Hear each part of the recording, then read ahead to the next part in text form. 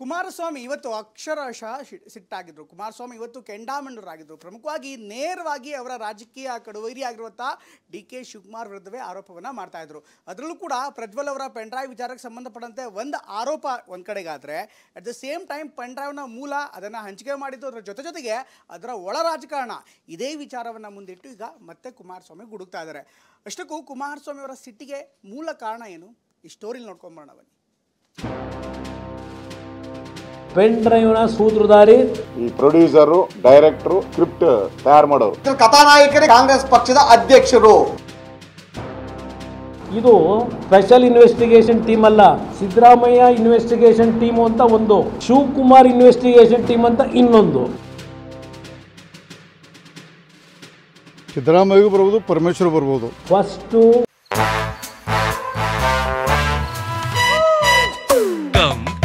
Come, my love, please don't say no, baby. Come, my love. V-Guard ನ air coolers extra large cooling pad ನೊಂದಿಗೆ ಇದು ಎಂತೆಂಥವರನ್ನು cool ಆಗಿಸುತ್ತೆ. V-Guard air coolers, long lasting cooling. D K. ಶಿವಕುಮಾರ್ನ cabinet ಇಂದ suspend ಮಾಡಬೇಕು, dismiss ಮಾಡಬೇಕು. ಗೊಜ್ಜ ರಾಜಕಾರಣಕ್ಕೆ ನೇರ ಕಾರಣ ದೇವರಾಜೇಗೌಡ. ಯಾರನ್ನ ಮುಳುಗಿಸ್ಬೇಕು ಅಂತ ಹೊರಟಿದ್ರು. ಬಗೆದಷ್ಟು ಬಯಲಾಗ್ತಿದೆ, ದಿನಕ್ಕೊಂದು ಟ್ವಿಸ್ಟ್ ಸಿಗ್ತಿದೆ. ಪೆನ್ ಡ್ರೈವ್ ಹಿಂದಿನ ಅಸಲಿ ಕಹಾನಿ ಹೊರಬರ್ತಿದೆ.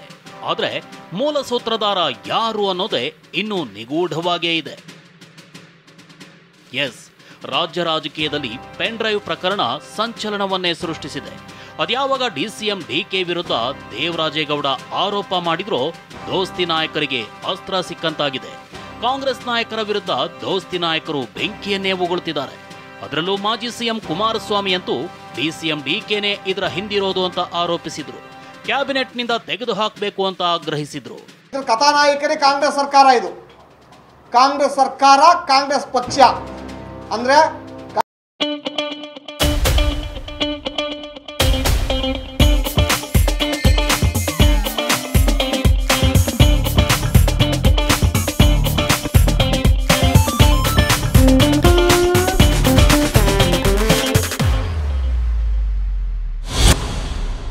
ಕಾಂಗ್ರೆಸ್ ಪಕ್ಷ ಅಂದ್ರೆ ಕಾಂಗ್ರೆಸ್ ಪಕ್ಷದ ಅಧ್ಯಕ್ಷರು.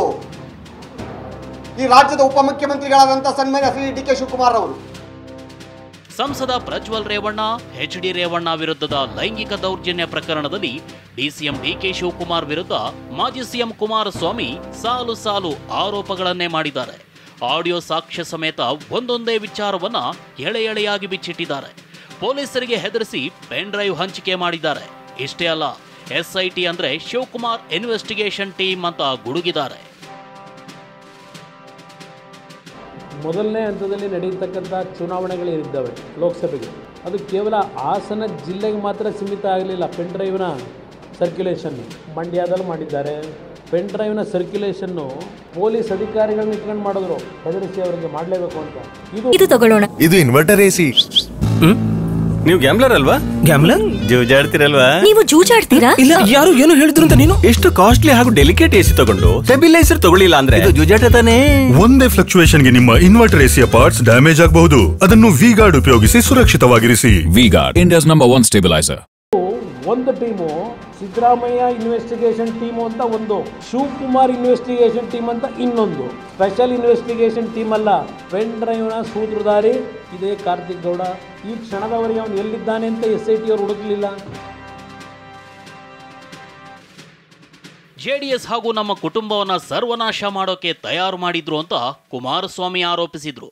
ಇಷ್ಟೇ ಅಲ್ಲ, ಮೈತ್ರಿ ಆಗಿರೋದೇ ಕಾಂಗ್ರೆಸ್ನವರಿಗೆ ನಿದ್ದೆಗೆಡಿಸಿದೆ ಅಂದ್ರು. ಎಸ್ಐಟಿ ಅಧಿಕಾರಿಗಳು ಸಿಎಂ ಸಿದ್ದರಾಮಯ್ಯ, ಡಿಸಿಎಂ ಡಿ.ಕೆ. ಏಜೆಂಟ್ಗಳಾಗಿದ್ದಾರೆ ಅಂತ ಆಕ್ರೋಶ ವ್ಯಕ್ತಪಡಿಸಿದ್ರು. ಯಾರನ್ನ ಮುಳುಗಿಸ್ಬೇಕು ಅಂತ ಹೊರಟಿದ್ರು.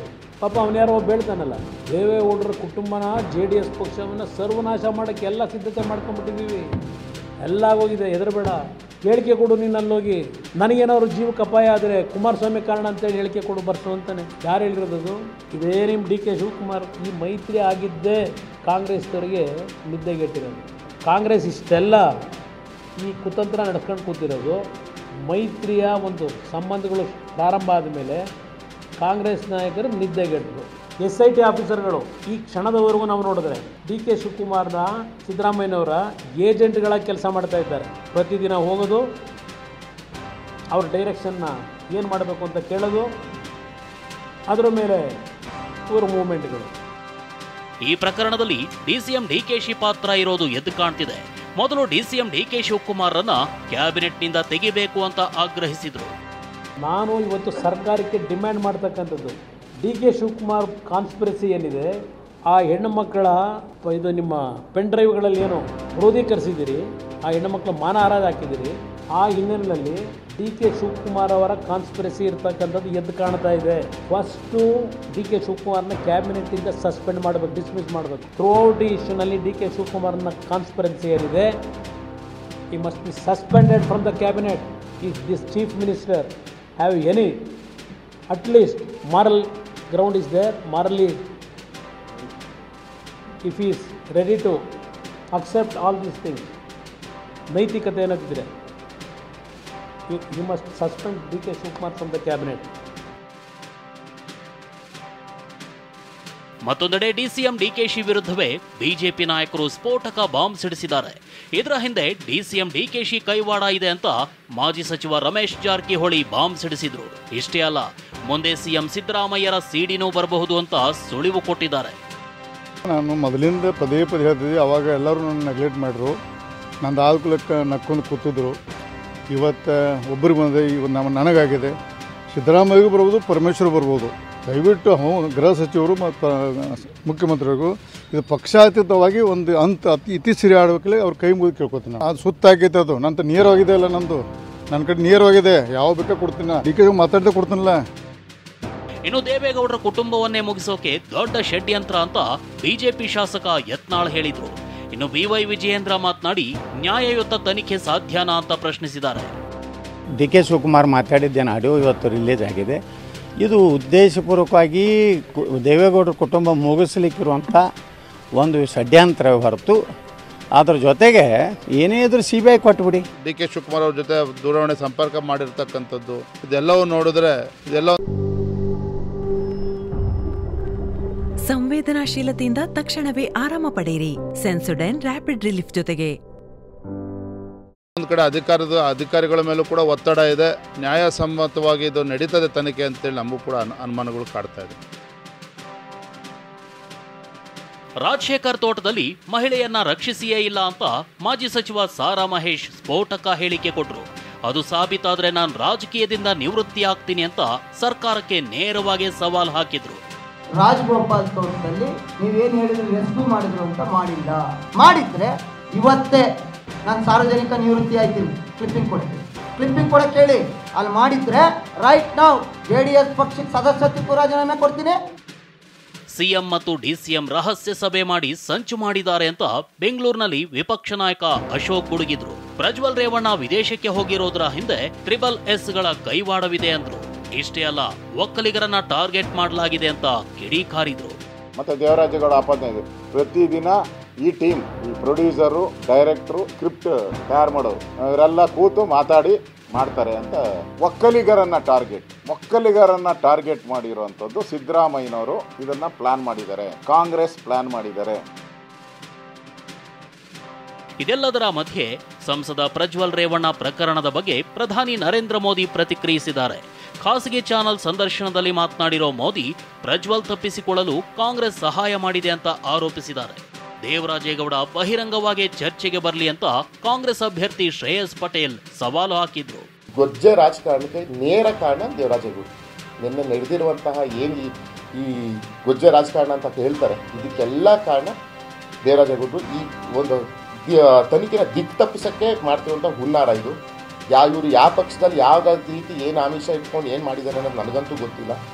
ಒಟ್ಟಾರೆಯಾಗಿ ಪೆನ್ ಡ್ರೈವ್ ಪ್ರಕರಣದಲ್ಲಿ ಡಿ.ಕೆ. ಶಿವಕುಮಾರ್ ಕೈವಾಡ ಇದೆ ಅಂತ ನೇರವಾಗಿ ಕುಮಾರಸ್ವಾಮಿ ಆರೋಪಿಸಿದ್ದಾರೆ. ಇದು ರಾಜಕೀಯ ನಾಯಕರ ಮಧ್ಯೆ ಬಡಿದಾಟಕ್ಕೂ ಕಾರಣವಾಗಿದೆ.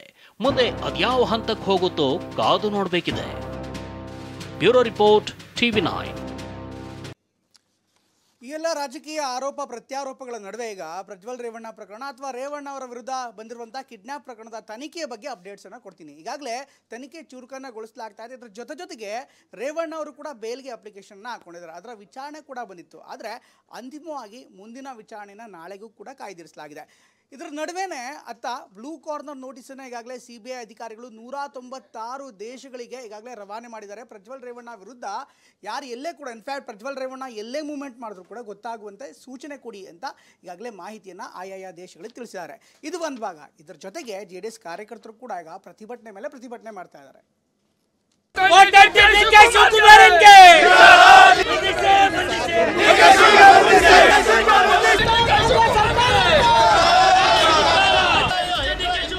ಚಪ್ಪಲಿ ತೂರಾಟ, ಟೈರ್ಗೆ ಬೆಂಕಿ, ಪ್ರತಿಕೃತಿಗೆ ಹೊರಕ್ಕೆ ಸೇವೆ. ಪ್ರಜ್ವಲ್ ಪ್ರಕರಣದಲ್ಲಿ ವಿಡಿಯೋ ಬಿಡುಗಡೆ ಹಿಂದೆ DCM DK ಶಿವಕುಮಾರ್ ಪಾತ್ರ ಇದೆ ಅಂತ ಬಿಜೆಪಿ ಮುಖಂಡ ದೇವರಾಜೇಗೌಡ ನಿನ್ನೆಯಷ್ಟೇ ಆರೋಪ ಮಾಡಿದ್ರು. ಈ ಆರೋಪ ಕೇಳಿ ಬರ್ತಿದ್ದಂತೆ JDS ಕಾರ್ಯಕರ್ತರು ಬೀದಿಗಿಳಿದಿದ್ದಾರೆ. DK ಶಿವಕುಮಾರ್ನನ್ನ ಬಂಧಿಸಬೇಕು ಅಂತ ಜಿಲ್ಲೆಯಲ್ಲೂ ಪ್ರತಿಭಟನೆ.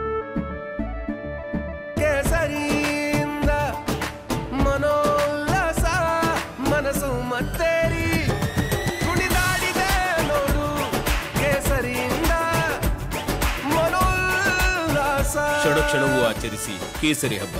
ವಿಮಲ್ ಬಾಯಲ್ಲಿ ಹೇಳಿ ಕೇಸರಿ ನಡೆಸಿತು.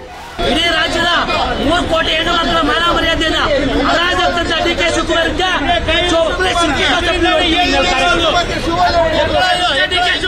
ಬೆಂಗಳೂರಿನ JP ಭವನದ JDS ಕಚೇರಿ ಬಳಿ ಪ್ರತಿಭಟನೆ ನಡೆಸಿದ JDS ಕಾರ್ಯಕರ್ತರು ಟೈರ್ಗೆ ಬೆಂಕಿ ಹಚ್ಚಿ ಆಕ್ರೋಶ ಹೊರಹಾಕಿದ್ರು. ಚಪ್ಪಲಿ ತೋರಿಸಿ ಕಿಡಿಕಾರಿದ್ರು. ವಿಡಿಯೋ ಹಂಚಿಕೆಯಲ್ಲಿ DK ಕೈವಾಡ ಇದೆ ಅಂತ ಆರೋಪಿಸಿದ ಪ್ರತಿಭಟನಾಕಾರರು DCM DK ಶಿವಕುಮಾರ್ನನ್ನ ಬಂಧಿಸುವಂತೆ ಆಗ್ರಹಿಸಿದ್ರು. ಪೊಲೀಸರು ಪ್ರತಿಭಟನಾಕಾರರನ್ನ ತಡೆದಾಗ ದೊಡ್ಡ ಹೈಡ್ರಾಮವೇ ನಡೆಯಿತು.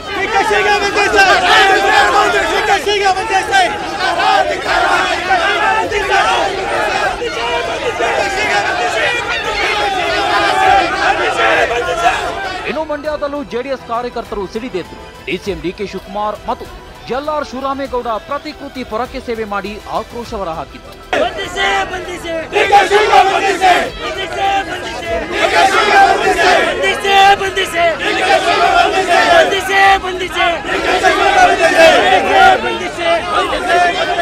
ಇನ್ನು ಕೋಲಾರ, ಹಾಸನದಲ್ಲೂ JDS ಬಿಜೆಪಿ ಕಾರ್ಯಕರ್ತರು ಪ್ರತಿಭಟನೆ ನಡೆಸಿದ್ರು. ಮೋದಿ ಮತ್ತು ದೇವೇಗೌಡರ ಘನತೆಗೆ ಧಕ್ಕೆ ತರುವ ಯತ್ನ ನಡೀತಿದೆ ಅಂತ ಆರೋಪಿಸಿದ್ರು.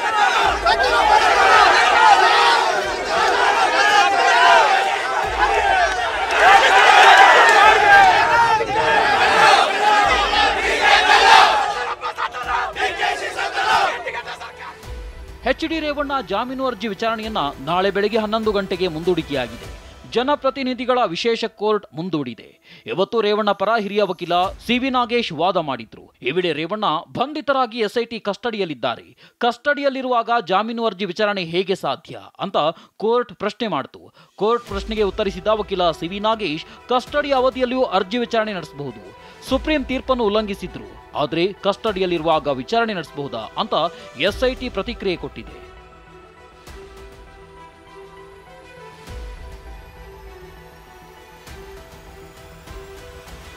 ಸಂಸದ ಪ್ರಜ್ವಲ್ ರೇವಣ್ಣ ಸೆರೆಗೆ 196 ದೇಶಗಳಿಗೂ ಬ್ಲೂ ಬಲೆ. ವಿದೇಶಕ್ಕೆ ಪರಾರಿಯಾಗಿರೋ ಸಂಸದ ಪ್ರಜ್ವಲ್ ರೇವಣ್ಣ ಸೆರೆಗೆ SIT ಅಧಿಕಾರಿಗಳು ಬ್ಲೂ ಬಲೆ ಬೀಸಿದ್ದಾರೆ. 196 ರಾಷ್ಟ್ರಗಳಿಗೂ ಇಂಟರ್ಪೋಲ್ ಅಧಿಕಾರಿಗಳು ಬ್ಲೂ ಕಾರ್ನರ್ ನೋಟಿಸ್ ರವಾನೆ ಮಾಡಿದ್ದಾರೆ ಅಂತ SITಗೆ ಮಾಹಿತಿ ಸಿಕ್ಕಿದೆ. ಪ್ರಜ್ವಲ್ ಯಾವುದೇ ಏರ್ಪೋರ್ಟ್, ಬಂದರು, ಗಡಿಯಲ್ಲಿ ಕಂಡು ಬಂದರೂ ಮಾಹಿತಿ ನೀಡಲಾಗುವುದು ಎಂದು ಇಂಟರ್ಪೋಲ್ ಅಧಿಕಾರಿಗಳು ಮಾಹಿತಿ ಕೊಟ್ಟಿದ್ದಾರೆ.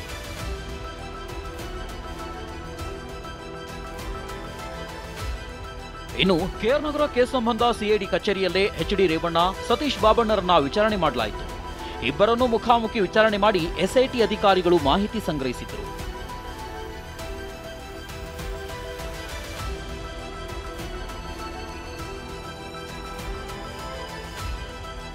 ಪೆನ್ ಡ್ರೈವ್ ಪ್ರಕರಣ ಸಂಬಂಧ ಗೃಹ ಇಲಾಖೆ ಕಾರ್ಯದರ್ಶಿ ಉಮಾಶಂಕರ್ಗೆ ಗೃಹ ಸಚಿವ ಪರಮೇಶ್ವರ್ ಬುಲಾವ್ ಕೊಟ್ಟರು. ಬೆಂಗಳೂರಿನ ಸದಾಶಿವನಗರದಲ್ಲಿ ಗೃಹ ಸಚಿವ ಪರಮೇಶ್ವರ್ ಮನೆಯಲ್ಲಿ ಇಬ್ಬರು ಚರ್ಚೆ ನಡೆಸಿದ್ರು. SIT ಅಧಿಕಾರಿಗಳ ವಿರುದ್ಧ ದೇವರಾಜೇಗೌಡ DK ಹೆಸರು ಹೇಳ್ತಿದ್ದಂತೆ ಒತ್ತಡ ತಂದಿದ್ರು ಅಂತ ಆರೋಪಿಸಿದ್ರು. ಇದಕ್ಕೆ ಸಂಬಂಧಿಸಿದಂತೆ ಚರ್ಚೆ ನಡೆಸಿದ್ರು. ಒಟ್ಟಾರೆಯಾಗಿ ಪ್ರಕರಣವನ್ನ CBIಗೆ ನೀಡುವಂತೆ ಆಗ್ರಹಿಸಿ ನಾಳೆ ರಾಜ್ಯದಾದ್ಯಂತ ಪ್ರತಿಭಟನೆ ನಡೆಸಲು JDS ನಿರ್ಧರಿಸಿದೆ. DK ವಿರುದ್ಧ ನಾಳೆ ದಳಪತಿಗಳು ರಾಜ್ಯದಾದ್ಯಂತ ಬೀದಿಗಿಳಿದು ಹೋರಾಟ ನಡೆಸೋಕೆ ಸಿದ್ಧತೆ ನಡೆಸಿದ್ದಾರೆ. ಇಡೀ ರಾಜ್ಯದ 3 ಕೋಟಿ ಹೆಣ್ಣು ಮಕ್ಕಳ ಮಾನ ಮರ್ಯಾದೆಯನ್ನ ಅರಾಜಕತಂತ್ರ DK Shivakumar. Bureau report, TV9. ಇನ್ನು ರಾಜ್ಯದಲ್ಲಿ ಎರಡನೇ ಹಂತದ ಮತದಾನ ಇವತ್ತು ಮುಕ್ತಾಯವಾಗಿದೆ. 66% ಮತದಾನ ಆಗಿದೆ ಅನ್ನುವಂಥ ಮಾಹಿತಿ ಇದೀಗ TV9ಗೆ ಲಭ್ಯವಾಗ್ತಾ ಇದೆ. ಇದರ ಜೊತೆಗೆ ಸುರಪುರ ಉಪಚುನಾವಣೆ ಕೂಡ ನಡೀತಾ ಇದೆ. ಅಲ್ಲಿ ಕಾಂಗ್ರೆಸ್ ಮತ್ತು ಬಿಜೆಪಿಯ ಕಾರ್ಯಕರ್ತರ ನಡುವೆ ದೊಡ್ಡ ಮಾರಾಮಾರಿನೇ ನಡೆದೋಯ್ತು. ಅದನ್ನು ಹೊರತುಪಡಿಸಿದ್ರೆ ಉಳಿದೆಲ್ಲ ಭಾಗದಲ್ಲಿ ಸುಮಾರು 14 ಲೋಕಸಭಾ ಕ್ಷೇತ್ರಗಳ ವ್ಯಾಪ್ತಿಯಲ್ಲಿ ಮತದಾನ ಶಾಂತಿಯುತವಾಗಿ ನಡೆದಿದೆ.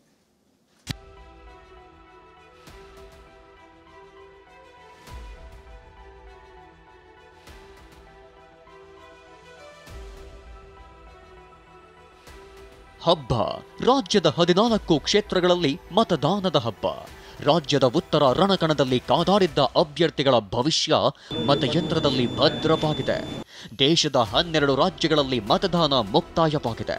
ಉತ್ತರ ಕನ್ನಡ ಲೋಕಸಭಾ ಕ್ಷೇತ್ರದ ಖಾನಾಪುರ ನಿಟ್ಟೂರು ಮತಗಟ್ಟೆ ಬಳಿ ಬಿಜೆಪಿ ಶಾಲು ಚಿಹ್ನೆ ಧರಿಸಿ ಪ್ರಚಾರ ಮಾಡಿದ ಆರೋಪ ಕೇಳಿಬಂದಿದೆ.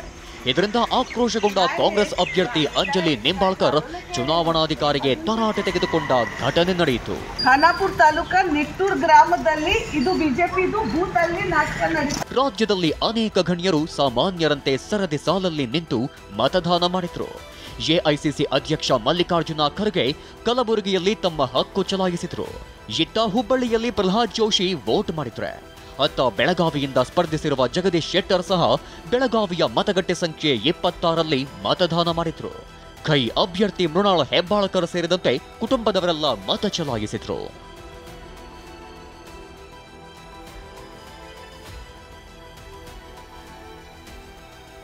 ಹಾವೇರಿಯ ಶಿಂಘಾವಿಯಲ್ಲಿ ಬೊಮ್ಮಾಯಿ ತಮ್ಮ ಹಕ್ಕು ಚಲಾಯಿಸಿದ್ರು. ಶಿವಮೊಗ್ಗದಲ್ಲಿ ಯಡಿಯೂರಪ್ಪ ಕುಟುಂಬದವರು ಸಹ ವೋಟ್ ಮಾಡಿದ್ರು. ಉಡುಪಿಯ ಬೈಂದೂರಿನಲ್ಲಿ ಸ್ಯಾಂಡಲ್ವುಡ್ ನಟ ರಿಷಬ್ ಶೆಟ್ಟಿ ಮತದಾನ ಮಾಡಿದ್ರು.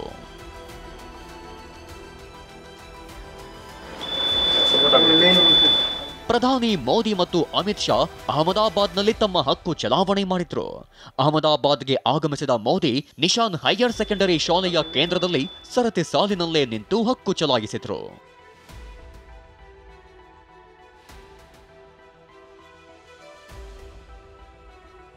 ಗಾಂಧಿನಗರ ಕ್ಷೇತ್ರದಿಂದ ಕಣಕ್ಕಿಳಿದಿರೋ ಕೇಂದ್ರ ಗೃಹ ಸಚಿವ ಅಮಿತ್ ಶಾ ಭವಿಷ್ಯವು ಇಂದೇ ಭದ್ರವಾಗಿದೆ. ಸ್ಪರ್ಧಾಳವಾಗಿದ್ದ ಕೇಂದ್ರ ಗೃಹ ಸಚಿವ ಅಮಿತ್ ಶಾ ಪತ್ನಿ ಸಮೇತ ಆಗಮಿಸಿ ವೋಟ್ ಮಾಡಿದ್ರು. ಇದಕ್ಕೂ ಮುನ್ನ ಅಹಮದಾಬಾದ್ನ ಕಾಮೇಶ್ವರ ಮಹಾದೇವ ದೇವಾಲಯದಲ್ಲಿ ವಿಶೇಷ ಪೂಜೆ ಸಲ್ಲಿಸಿದ್ರು.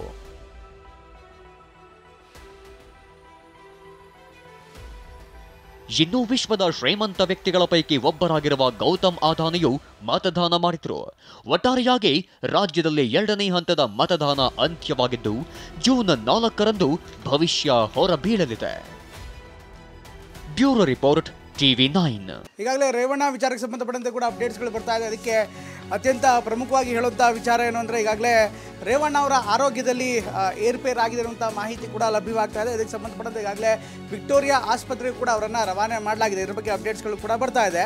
ಪ್ರಜ್ವಲ್ ರೇವಣ್ಣ ಆರೋಗ್ಯದಲ್ಲಿ ಸ್ವಲ್ಪ ಏರುಪೇರ್ ಆಗಿರುವಂಥ ಹಿನ್ನೆಲೆಯಲ್ಲಿ ಈಗ ಅವರನ್ನು ವಿಕ್ಟೋರಿಯಾ ಆಸ್ಪತ್ರೆಗೆ ಕರೆದೊಯ್ಯಲಾಗ್ತಾ ಇದೆ ಅನ್ನುವಂಥ ಮಾಹಿತಿ ಕೂಡ ಲಭ್ಯವಾಗ್ತಾ ಇದೆ. ಬೋರಿಂಗ್ ಆಸ್ಪತ್ರೆಯಿಂದ ವಿಕ್ಟೋರಿಯಾ ಆಸ್ಪತ್ರೆಗೆ ಕರೆದೊಯ್ಯಲಾಗ್ತಾ ಇದೆ. ಆರೋಗ್ಯದಲ್ಲಿ ಸಮಸ್ಯೆ ಆಗಿರುವಂಥ ಹಿನ್ನೆಲೆಯಲ್ಲಿ ಈಗ ವಿಕ್ಟೋರಿಯಾ ಆಸ್ಪತ್ರೆಗೆ ಅವರನ್ನು ಶಿಫ್ಟ್ ಮಾಡಲಾಗಿದೆ ಅನ್ನುವಂಥ ಮಾಹಿತಿ ಕೂಡ ಲಭ್ಯವಾಗ್ತಾ ಇದೆ. ಕಿಡ್ನಾಪ್ ಕೇಸ್ನಲ್ಲಿ JDS ಶಾಸಕ HD ರೇವಣ್ಣ ಈಗಾಗಲೇ ಅವರನ್ನು ಬಂಧಿತ ಮಾಡಲಾಗಿದೆ. ಈಗ ಬೋರಿಂಗ್ ಆಸ್ಪತ್ರೆಯಲ್ಲಿ ರೇವಣ್ಣ ಅವರಿಗೆ ವೈದ್ಯಕೀಯ ಪರೀಕ್ಷೆಯನ್ನು ಮಾಡಲಾಗ್ತಾ ಇದೆ. ಅಲ್ಲಿ ವೈದ್ಯಕೀಯ ಪರೀಕ್ಷೆ ಮುಗಿದ ಬಳಿಕ ವಿಕ್ಟೋರಿಯಾ ಆಸ್ಪತ್ರೆಗೆ ಕರೆದೊಯ್ಯಲಾಗುತ್ತೆ ಅನ್ನುವಂಥ ಮಾಹಿತಿ ಕೂಡ ಲಭ್ಯವಾಗ್ತಾ ಇದೆ. ಯಾಕೆಂದರೆ ಈಗಾಗಲೇ ಅವರ ಆರೋಗ್ಯದಲ್ಲಿ ಏರ್ಪೇರ್ ಆಗಿದೆ. ಇನ್ಫ್ಯಾಕ್ಟ್ ನಮ್ಮ ಪ್ರತಿನಿಧಿ ಶಿವಪ್ರಸಾದ್ ಈಗ ದೂರವಾಣಿ ಮೂಲಕ ಜಾಯ್ನ್ ಆಗ್ತಿರೋ, ಅವ್ರ ಜೊತೆಗೆ ಇನ್ನಷ್ಟು ಹೆಚ್ಚಿನ ಮಾಹಿತಿ ಇದೆ, ಅವರಿಂದ ಮಾಹಿತಿಯನ್ನು ಪಡೆಯೋಣ. ಶಿವಪ್ರಸಾದ್, ಹೆಚ್ಚಿನ ಮಾಹಿತಿ ಏನು ಸಿಗ್ತಾ ಇದೆ? ಈಗ ಆರೋಗ್ಯದ ಸ್ಥಿತಿಗತಿ ಹೇಗಿದೆ? ವಿಕ್ಟೋರಿಯಾಗೆ ಹೆಚ್ಚಿನ ಚಿಕಿತ್ಸೆಗೋಸ್ಕರ ಅವರನ್ನು ಅಲ್ಲಿಗೆ ಶಿಫ್ಟ್ ಮಾಡಲಾಗ್ತಾ ಇದೆಯಾ, ಹೇಗೆ? ಪ್ರಮೋದ್, ಈಗಾಗಲೇ ಸಾಮಾನ್ಯವಾಗಿ ಆರೋಪಿಗಳು ಕಸ್ಟಡಿಯಲ್ಲಿದ್ದ ಸಂದರ್ಭದಲ್ಲಿ 24 ಗಂಟೆಗಳ ಒಳಗೆ ಮೆಡಿಕಲ್ ಚೆಕಪ್ ಅನ್ನು ರೋಟೀನ್ ಆಗಿ ಮಾಡ್ತಾ ಇರ್ತಾರೆ. ಇದೇ ಸಂದರ್ಭದಲ್ಲಿ ಈ ಪ್ರಕರಣಕ್ಕೆ ಸಂಬಂಧಪಟ್ಟಂತೆ ಇಂದು ಕೂಡ ಸಂಜೆ ಬೋರಿಂಗ್ ಆಸ್ಪತ್ರೆಗೆ ಶಾಸಕ HD ರೇವಣ್ಣವರನ್ನ SIT ಅಧಿಕಾರಿಗಳು ಕರೆತಂದಿದ್ರು. ಅವರ ಆರೋಗ್ಯವನ್ನ ಪರಿಶೀಲನೆ ಮಾಡಿಸುವಂತ ಸಲುವಾಗಿ ಕರೆತಂದಿದ್ರು. ಈ ಸಂದರ್ಭದಲ್ಲಿ ಅವರ ಒಂದು ಆರೋಗ್ಯದಲ್ಲಿ ಗ್ಯಾಸ್ಟ್ರಿಕ್ ಸಮಸ್ಯೆ ಉಲ್ಬಣವಾಗಿದ್ದರಿಂದ ಹಿನ್ನೆಲೆಯಲ್ಲಿ ಇದಕ್ಕೆ ಸಂಬಂಧಪಟ್ಟಂತೆ ಹೆಚ್ಚಿನ ಒಂದು ಚಿಕಿತ್ಸೆಗಾಗಿ ಈಗಾಗಲೇ ಅವರ ಆರೋಗ್ಯದಲ್ಲಿ ಏರ್ಪೇರಾಗಿರ್ತಕ್ಕಂಥ ಹಿನ್ನೆಲೆಯಲ್ಲಿ ವಿಕ್ಟೋರಿಯಾ ಆಸ್ಪತ್ರೆಗೆ ಅವರನ್ನ ಕರೆದೊಯ್ತಿರ್ತಕ್ಕಂಥದ್ದು. ವಿಕ್ಟೋರಿಯಾ ಆಸ್ಪತ್ರೆಯಲ್ಲಿ ಅವರನ್ನ ಗ್ಯಾಸ್ಟ್ರಿಕ್ ಸಮಸ್ಯೆಗೆ ಸಂಬಂಧಪಟ್ಟಂತೆ ವೈದ್ಯರು ಕೂಡ ಚಿಕಿತ್ಸೆಯನ್ನು ನೀಡುತ್ತಿದ್ದಾರೆ ಅಂತ ಹೇಳಿ ಈಗಾಗಲೇ ಮಾಹಿತಿ ಲಭ್ಯವಾಗಿರ್ತಕ್ಕಂಥದ್ದು. ಪ್ರಮೋದ್, ಇನ್ನೂ ಕೂಡ ಚಿಕಿತ್ಸೆ ಮುಂದುವರೆದಿದೆ. ವಿಕ್ಟೋರಿಯಾ ಆಸ್ಪತ್ರೆಯಲ್ಲಿ ರೇವಣ್ಣರವರಿಗೆ ಚಿಕಿತ್ಸೆಯನ್ನು ನೀಡುತ್ತಿದ್ದಾರೆ. ಪ್ರಮೋದ್. ಓಕೆ, ಧನ್ಯವಾದ ಶಿವಪ್ರಸಾದ್ ಎಲ್ಲ ಮಾಹಿತಿಗಾಗಿ.